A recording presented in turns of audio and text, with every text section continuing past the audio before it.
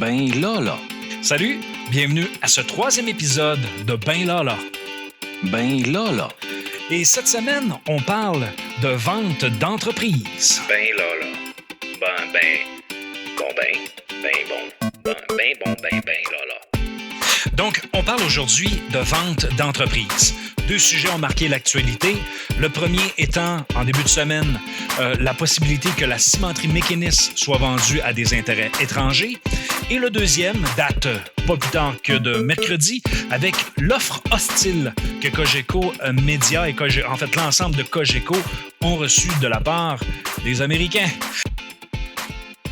Donc, comme premier sujet, je veux vous parler de la vente potentielle de la cimenterie McInnis. Donc, pourquoi je vous parle de ça? En date du 31 août dernier, lundi, le journal Le Quotidien titrait que c'était possible que cette cimenterie-là soit vendue pour des intérêts étrangers. Lorsqu'on a un problème, en fait, lorsque les gens disent qu'il y a un problème, c'est qu'il y a eu beaucoup d'argent public qui a été investi pour ce projet-là. Et comme il y a eu beaucoup d'argent qui proviennent des taxes des Québécois, entre autres, des impôts des Québécois, ben, les Québécois veulent des comptes. Ils veulent savoir pourquoi ça pourrait maintenant bénéficier, dans le fond, à des fonds étrangers. Et la question se pose, la question est tout à fait honorable. Donc, je vous présente mon analyse que j'en ai fait dans le cadre de ma chronique hebdomadaire à CKJ 92.5 et je vous reviens avec quelques commentaires. Sujet d'actualité au sujet plus ou moins léger. Voici ce qui aurait pu nous échapper. La gang à des chaînes présente dans l'angle mort de Rochefort. Avec notre chroniqueur Benoît Rochefort. Avec Benoît, ce matin, on parle de béton et surtout de cimenterie. Vous vous souvenez, la fameuse cimenterie de Port-Daniel? Ça avait été énormément contesté il y a quelques années. Le gouvernement qui avait mis énormément d'argent, 350 millions. Et là, on disait ça allait être extrêmement polluant. Ce qu'on apprend ce matin, Benoît, c'est que le 350 millions du gouvernement ne le reverra pas. Hein? Mais en fait, je suis pas prêt à dire ça. Et pourquoi je voulais qu'on parle de ça, même s'il y en a qui pourraient me dire « Ouais, mais Benoît, c'est un sujet glissant. » C'est un peu l'objectif de ma chronique, hein, c'est de voir les choses avec un autre angle. Puis, tu sais, je veux pas refaire le débat ce matin de tout l'aspect environnemental, des investissements qui ont été faits. Pour moi, c'est pas ça qui est important ce matin. Ce qui est important, c'est de dire, en fait, c'est de le prendre sous l'angle. On a une entreprise, une cimenterie. Il y a eu de l'argent qui a été mis là-dedans. Ils l'ont développée. Elle est en opération. Je pense qu'elle a quand même une belle phase de maturité. Maintenant, dans le fond, la question fondamentale, c'est comment est-ce qu'on peut faire en sorte que cette entreprise-là reste une possession de Québécois, finalement. Qui, dans le fond, la fameuse question, c'est qui vont investir dans une cimenterie, et une cimenterie quand même qui est très high-tech, qui est dans les nouveautés. Tu sais, c'est pas rien, là. Puis quand tu regardes ça, tu dis, au Québec, là, qui sont les joueurs qui peuvent acheter ça? Puis là, je me suis dit, je vais aller faire un petit tour, là, je vais regarder quelques statistiques. Puis dans les joueurs, qu'on retrouve au Québec, là, on a une cimenterie qui emploie plus de 500 employés. Donc, on a un majeur au Québec. Et par la suite, on a des semi-majeurs, mais qui sont quand même assez importants. On a 16 entreprises qui se situent entre 100 employés et 499 employés. Donc là, on a quand même une grande marge. Mais dans cette marge-là, dans le fond de ces 16 entreprises-là, parce que possiblement que le plus important au Québec, peut-être qu'il va être intéressé, peut-être qu'il ne le sera pas. Regardons plus auprès des 16 autres entreprises potentielles qui sont en concurrence directe avec McInnis, de quelle façon qu'ils pourraient faire en sorte de l'acheter. Puis là, ça demande des capitaux, ça demande de l'argent. Puis là, est-ce que ces entreprises-là ont également des reins assez solides pour être capables de le faire? Autre question qu'on va se poser, c'est la distribution maintenant de ça. Qui aurait un intérêt d'acheter une cimenterie? Moi, si je vous pose la question, là, les gars, ce matin, là, selon vous, qui a un intérêt d'acheter une cimenterie? Ben, la mafia? Bon, okay, on tombe encore dans un complotisme. Ben non, mais tu sais, on dit qu'il coule les ennemis dans le fleuve. Fait que, Là, écoute, là, Avec une tu sais, compagnie de 31, c'est la sleeping semaine bag. prochaine. Avec une compagnie de sleeping bag, je sais pas, moi. Elle est bonne? Je fais des blagues. Ah non, ben, elle est bonne. Non, mais évidemment, c'est parce que j'ai pas de réponse à qui serait intéressé à acheter Ben, Au Québec, surtout. des là. compagnies qui font de l'entretien de route, je sais pas, ils parlent de plus en plus des fois de faire Ouais, certaines mais on en choses. Les sait routes en pas, ben, béton. Ouais, je sais pas. Exactement. Les fameux entrepreneurs qui, tu sais, les entrepreneurs importants qui contrôlent la chaîne d'approvisionnement dans la construction du début jusqu'à la fin. Pointons, par exemple, ces grandes entreprises-là au Québec. Je connais pas celles qui sont situées dans le coin de Montréal, mais il y en a des entreprises comme ça qui ont grandi par acquisition puis que ils sont pas nécessairement directement reliés à des cimenteries ou qui en possèdent déjà et que peut-être eux seraient intéressés d'augmenter dans le fond leur offre ou de diversifier qu'est-ce qu'ils font avec une cimenterie. Ça, c'est une possibilité des fois qu'on pense pas. On se dit qui sont les joueurs les plus intéressés. Là, actuellement, tu sais, dans le fond, on nous relate notamment dans le quotidien ce matin. Ils disent il y a une entreprise qui est intéressée, une entreprise québécoise, mais dans le fond, il met un peu sur le couteau sur la gorge au gouvernement en disant là, il va falloir que j'aille soit un prêt sans intérêt ou que j'aille dans le fond, un soutien financier quelconque. C'est comme attends un peu, là. Si on prend ça sous l'angle des affaires, si l'entreprise ou dans le fond, si l'usine a un business case favorable, positif, qu'on est capable de dégager des profits, pourquoi j'aurais besoin de te subventionner, d'autant plus que la technologie puis la construction a déjà été subventionnée? Pourquoi je rajouterais une couche de plus quand cette entreprise-là, dans le fond, peut générer des profits? Ça, c'est une autre question qu'on peut se poser. Puis l'autre question, c'est si tu veux la vendre, les profits, dans le fond, oui, c'est vrai que les actionnaires là, vont en retirer un bénéfice, mais par la suite, l'opération de ça, là, les 310 emplois là, que Mécanis fait virer par année, qu'est-ce qui va se passer avec ça? Autre chose, autre élément, vous voyez, je pose plein de questions ce matin. Ouais. Mais je pense que c'est important de voir ça sous l'angle financier. Là, moi, je parlais qu'il y avait une entreprise canadienne, en fait, une entreprise québécoise, mais il y a aussi une entreprise canadienne qui, dans le fond, et c'est là souvent des fois que je trouve que les gros titres sont un peu surfaits. Il y en a plusieurs qui ont titré, et puis c'est pas le quotidien ce matin qui l'ont titré, là, je vous rassure. Mais en fait, on parle de vendus à l'étranger, là, mais on fait un gros show avec ça, mais l'entreprise en question, elle a déjà des acquis au Québec, elle a déjà des acquis en Ontario. C'est quand même un joueur important sur l'échiquier mondial. Donc, cette entreprise-là, elle a assurément les moyens de faire l'acquisition de ça. C'est pas tout d'arriver et de dire on veut garder ça à des mains québécoises, mais dans le fond, qui est capable de se la payer? Puis si on veut la garder à des mains québécoises puis qui nous demandent absolument de les financer, est-ce qu'on est prêt, nous autres, de prendre l'argent public pour être capable de dire on va te financer ton achat? C'est comme si je vous disais ce matin, messieurs, moi je décide de m'acheter un immeuble à logement, ici à Jonquière, et un beau, 12 logements, il coûte 1,2 million. Puis là, je me dis, moi, je vais l'acheter. Mais pour être capable de l'acheter, je vais aller voir la banque, je vais dire, écoutez, la banque, vous allez me le financer sans intérêt pendant les 5 premières années ou les 10 premières années pour être capable de rentabiliser mon projet. Donc, vous voyez, ça devient un peu comme un non-sens. Effectivement. Oui. Est-ce que je vous ai perdu ce matin? Pas du tout. Non, Non, c'est parce que là, Mais du tout, Je on me boit disais, tes paroles. Une cimenterie comme ça, qui va par exemple à vendre, pourrait être vendue à combien? Comment ça peut valoir Combien ça vaut, c'est ça? Bon, écoute, faudrait que je regarde un peu plus là, les estimations, mais tu sais, souvent ce qui va arriver, c'est peu importe l'entreprise, tu vas regarder c'est quoi les actifs, c'est quoi le passif, c'est quoi l'équité. Donc l'équité, c'est dans le fond, c'est si je vous le résume, là, c'est ce que dans le fond, c'est la portion de ce que tu as remboursé sur tes dettes. Puis c'est aussi la création de la valeur par exemple, de tes infrastructures. Dans ce cas-là, c'est des infrastructures qui sont quand même assez récentes. Ouais. Donc ça, c'est un élément qui rajoute de la valeur. Actuellement, l'usine n'est pas en start-up, donc elle a déjà atteint son niveau de productivité. Donc, sont capables de savoir que en combien de temps, quelle quantité, ils ont déjà des clients. Donc, ça a également une valeur. Donc, si comme c'est déjà parti, possiblement qu'ils vont être capables d'aller chercher ça pour plusieurs millions, on s'entend là. Mais je dis plusieurs millions. Je me garde une réserve sur le montant, mais ce sont tous des éléments qu'on peut considérer quand c'est le temps d'évaluer la valeur marchande, par exemple, d'une usine comme ça. Et là, je fais abstraction de toute parce que dans le fond, il y a toute la valeur comptable, je dirais, mais il y a toute la valeur de justement de la clientèle, de la production, tout ça qui doit être tenu en considération dans un contexte de vente. Donc la valeur peut être variable, ça veut dire qu'elle n'est pas coulée dans le béton. Oh.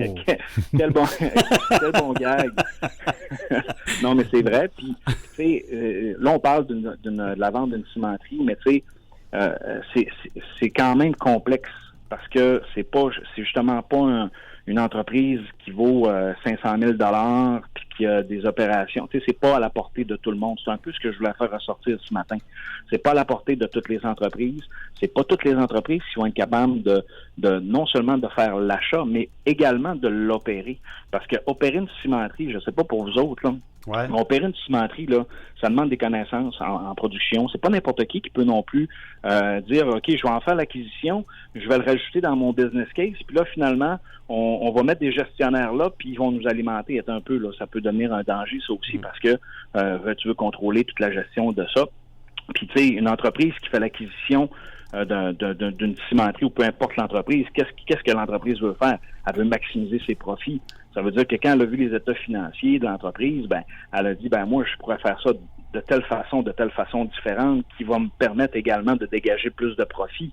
Le fait que moi, je l'achète de par mes avantages que j'ai dans mon réseau, dans mes clients, dans mes partenaires, dans mes entreprises que je possède, je peux en tirer un avantage complémentaire. Donc, ça, c'est tous des éléments qui sont à tenir en considération. Mais là, étant donné que c'est gros, que tu sais, c'est pas une binerie qui est à vendre, ben, ceux-là qui vont être en mesure de se qualifier, ben, on a plus de chances que ça soit de la grande entreprise ou un groupe important au Québec qui, eux, vont vouloir diversifier, dans le fond, qu'est-ce qu'ils offrent. Ou ça va être justement une entreprise à l'international qui, elle, va être capable de payer. Mais ça, c'est plate, mais c'est un peu la loi du marché en quelque sorte. Mais c'est sûr que moi, personnellement, là, Benoît Rochefort, j'aimerais ça que ça reste à des mains québécoises. Québécoises, effectivement. On s'arrête là-dessus. Merci beaucoup de cet exposé sur le domaine du ciment. Que c'est fort intéressant. Ça reste à avoir un dossier à suivre, en tout cas, dans le dossier de j'en connais des très bons à Jonquière qui sont dans le domaine du ciment. Je salue mon ami Marc Bergeron. Oui. Salut, Marc. Oui. En passant, juste un petit mot de la fin, messieurs. Oui. Tantôt, vous aviez en entrevue la présidente des voyageurs. Oui, Audrey Tremblay, oui. Hey, félicitations à l'organisation, parce que c'est vraiment pas évident ce qu'ils ont eu à vivre cette année. Là. Puis tout le conseil d'administration, là, je sais qu'ils mettent de l'huile de bras là-dessus. Là. Donc, félicitations à la gang. C'est important qu'on leur lève notre chapeau. Merci beaucoup, puis bonne journée. Puis on se retrouve la semaine prochaine, Benoît. Salut, bye-bye. Dans l'angle mort de Rochefort, avec Benoît Rochefort, tous les mardis autour de 7h45. Donc, c'était ce que j'ai offert comme chronique cette semaine. Cependant, je voudrais revenir sur un élément. Lorsqu'on veut analyser une situation comme ça, c'est important d'avoir un modèle qui va nous permettre de comprendre l'environnement externe de l'entreprise. Et quand je parle de l'environnement externe, ce sont les différentes composantes qui mettent de la pression sur l'entreprise. Souvent, on va parler de l'aspect politique, de l'aspect économique, de l'aspect social, de l'aspect légal, de l'aspect économique. Donc, ce sont souvent les 5 variables qu'on va utiliser et souvent un truc qu'on va se dire, on va dire le modèle PESTEL parce que dans le fond, c'est l'acronyme de l'acrostiche, de chacune des lettres, de chacun des mots qu'on va analyser que je viens de vous mentionner. Donc, lorsqu'on prend le temps de faire le tour de ça, souvent, ça nous permet de se faire une tête et d'avoir une opinion sur justement une situation donnée, sur un marché donné. C'est pourquoi, dans un cas que ce soit de vente ou d'acquisition d'entreprise, on va prendre le temps d'analyser les différentes variables de l'environnement externe de l'entreprise. Comme deuxième sujet, je voulais vous parler d'une autre situation de vente d'entreprise qui, dans le fond, en parallèle avec les deux, on voudrait bien conserver les sièges sociaux au Québec. D'ailleurs, j'en profite pour vous en parler. Quand ce sont de grandes entreprises qui sont à vendre ou qui doivent être vendues ou que dans le cas, par exemple, de Cogeco, qui vivent une offre d'achat hostile, on va y revenir tout à l'heure, eh bien, ces entreprises-là ce qui est important, dans le fond, c'est, en tout cas pour nous, c'est de conserver ces sièges sociaux-là, le centre de décision à l'intérieur du Québec. Et pourquoi ça fait l'actualité et pourquoi les gens en parlent de ça? C'est que l'enjeu décisionnel dans les entreprises, c'est dans les sièges sociaux. Depuis, je dirais, les 15-20 dernières années, il y a beaucoup de sièges sociaux qui étaient situés à Montréal qui ont migré, entre autres, vers Toronto. Aux États-Unis, il y a certains sièges sociaux comme ça qui sont partis des côtes et qui se sont dirigés vers le centre des terres pour différentes raisons, notamment pour être plus près je dirais, de d'autres décideurs. Donc, le déplacement de sièges sociaux ont une incidence sur les décisions, la rapidité des décisions, mais aussi tout l'aspect, tu sais, je vous parlais de l'analyse de l'environnement social. C'est sûr, quand tu es au Québec, tu as une société qui est francophone majoritairement. À Montréal, c'est quand même différent un peu parce que tu as beaucoup plus de multiculturalisme, tu as beaucoup plus d'anglais, tu as beaucoup plus d'autres langues également. Donc, il faut tenir ça en considération. Mais ce qui est important, c'est lorsqu'on conserve un siège social au Québec, eh bien, il y a quand même cette pression sociale-là dans la prise de décision qui fait en sorte que, d'une façon, je dirais, indirecte, il y a comme une pression sociale sur certaines décisions.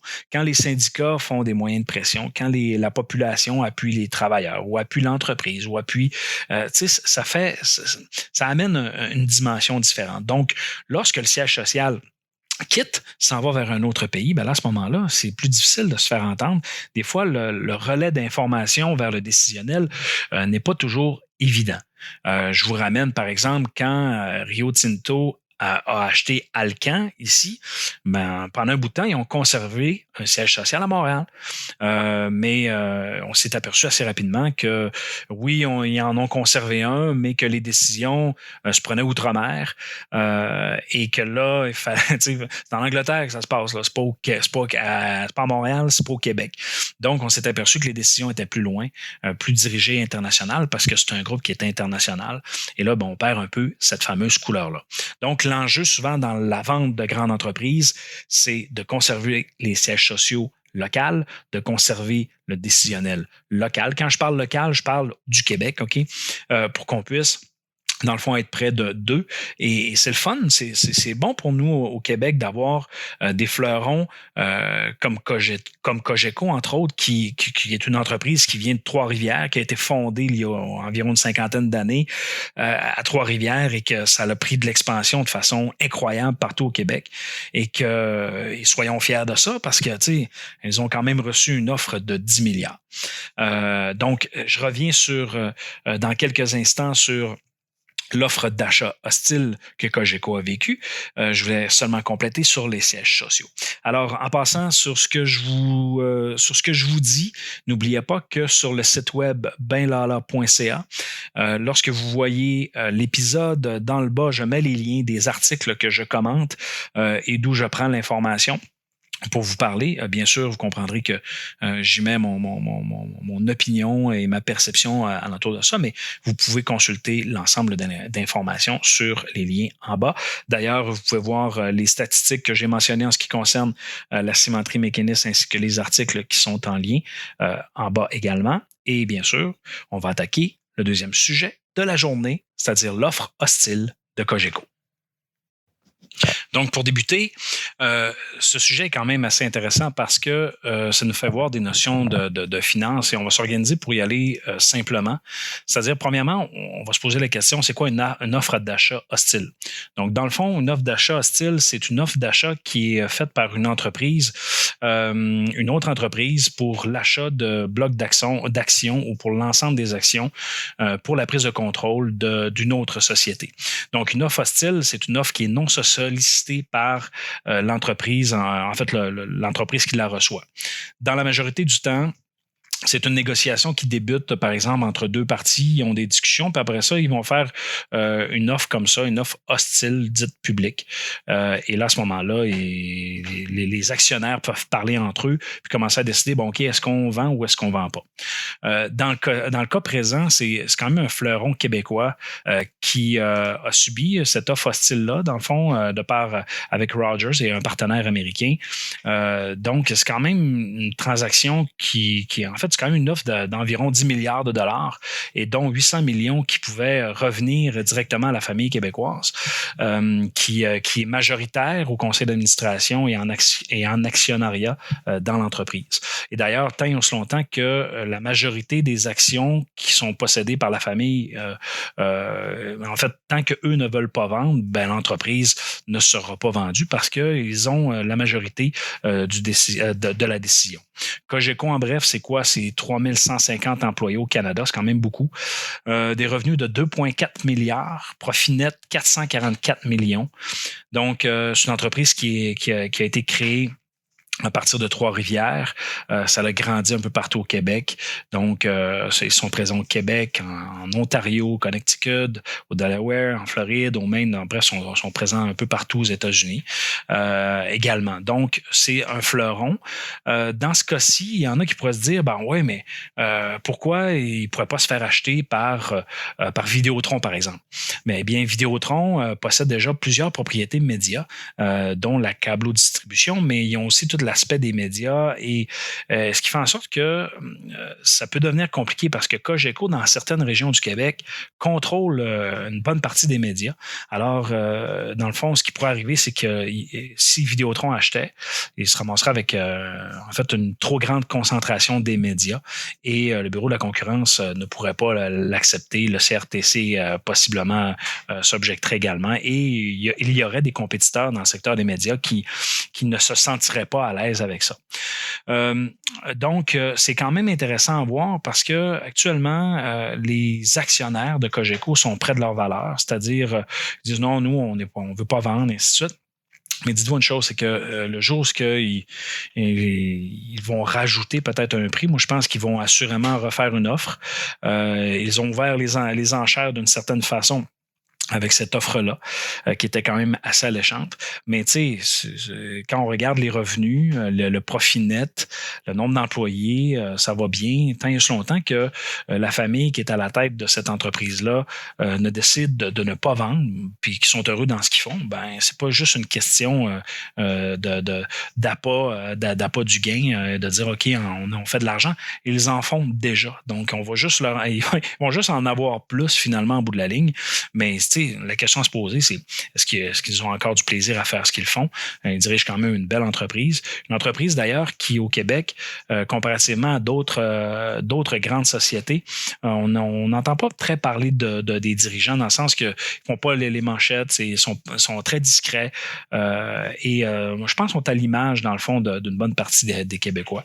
Alors, voyons maintenant qu'est-ce qui va se passer avec ça, parce que l'entreprise, en fait, est attrayante pour la concurrence, sont attrayantes pour des majeurs qui voudraient attaquer, par exemple, le marché du Québec, le marché canadien et même une partie des États-Unis. Alors, c'est un dossier à suivre. On pourra, en fait, en reparler. Alors, c'est ce qui complète notre 3e épisode de Ben Lala. J'espère que vous avez apprécié. Vous pouvez consulter les liens des articles et le contenu qui est en bas de la publication sur le site benlala.ca. Je vous invite à aimer la page Facebook et bien sûr à partager si le cœur vous en dit. Sur ce, ciao, bye. Ben bon, lala.